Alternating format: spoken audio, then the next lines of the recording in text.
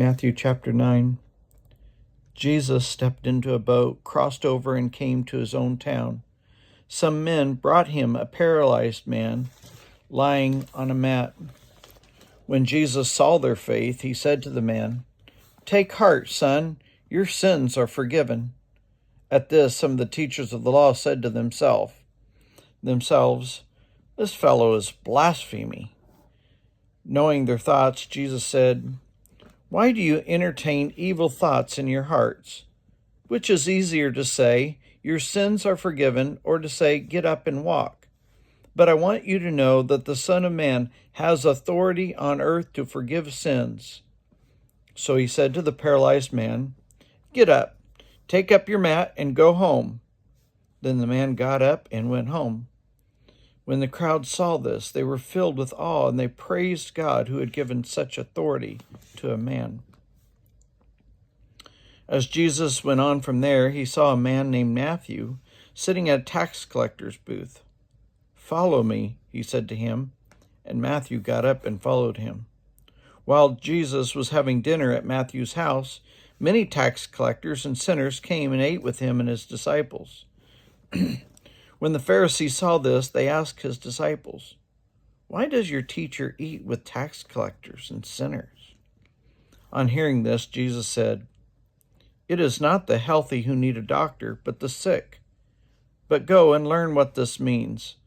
I desire mercy and not sacrifice, for I have not come to call the righteous, but sinners." Then John's disciples came and asked him, "How is it that we and the Pharisees fast often, but your disciples do not fast?" Jesus answered, "How can the guests of the bridegroom mourn while he is with them? The time will come when the bridegroom will be taken from them. Then they will fast. No one sews a patch of unshrunk cloth on an old garment, for the patch will pull away from the garment, making the tear worse. Neither do people pour new wine into old wineskins. If they do, the skins will burst, the wine will run out, and the wineskins will be ruined. No, they pour new wine into new wineskins, and both are preserved." While he was saying this, a synagogue leader came to him and knelt before him and said, "My daughter has just died, but come and put your hand on her, and she will live." Jesus got up and went with him, and so did his disciples. Just then, a woman who had been subject to bleeding for 12 years came up behind him and touched the edge of his cloak. She said to herself, "If I only touch his cloak, I will be healed."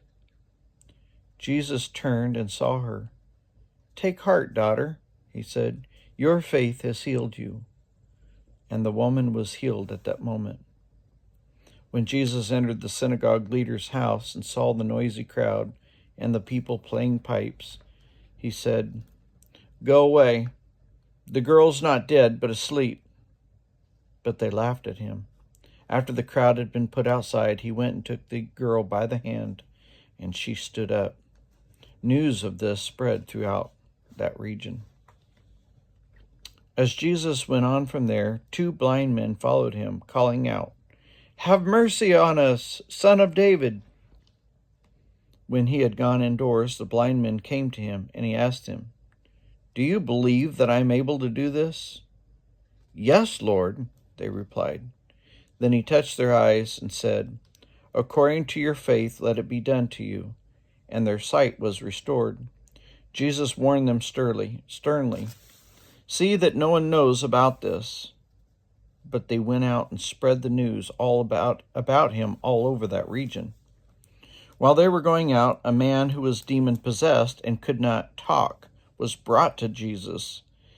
When the demon was driven out, the man who had been mute spoke. The crowd was amazed and said, "Nothing like this has ever been seen in Israel." But the Pharisees said, "It is by the prince of demons that he drives out demons." Jesus went through all the towns and villages, teaching in their synagogues, proclaiming the good news of the kingdom, and healing every disease and sickness. When he saw the crowds, he had compassion on them, because they were harassed and helpless, like sheep without a shepherd. Then he said to his disciples, "The harvest is plentiful, but the workers are few. Ask the Lord of the harvest, therefore, to send out workers into his harvest field."